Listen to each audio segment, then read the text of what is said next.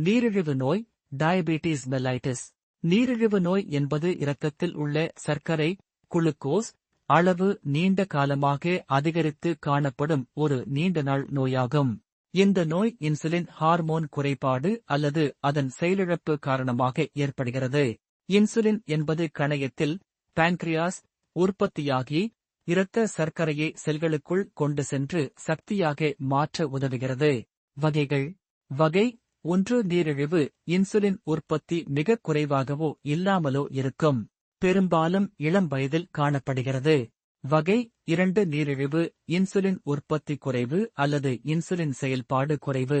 இது அதிகம் காணப்படும் வகை. கர்ப்பகால நீரிழிவு. கர்ப்ப காலத்தில் சில பெண்களுக்கு ஏற்படும் தற்காலிக நீரிழிவு. அறிகுறிகள்.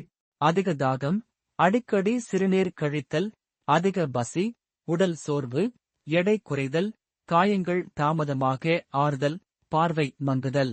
காரணங்கள். மரபியல் காரணம், உடற்பயிற்சி இல்லாமை, அதிக எடை, தவறான உணவு பழக்கம், மன அழுத்தம். சிகிச்சை மற்றும் மேலாண்மை.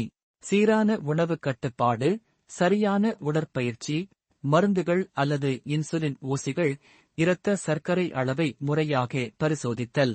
தடுப்பு. ஆரோக்கியமான உணவு, தினசரி உடற்பயிற்சி, உடல் எடையை கட்டுப்படுத்தல், மன அழுத்தம் தவிர்த்தல் மூலம் நீரிழிவு நோயை கட்டுப்படுத்தலாம்.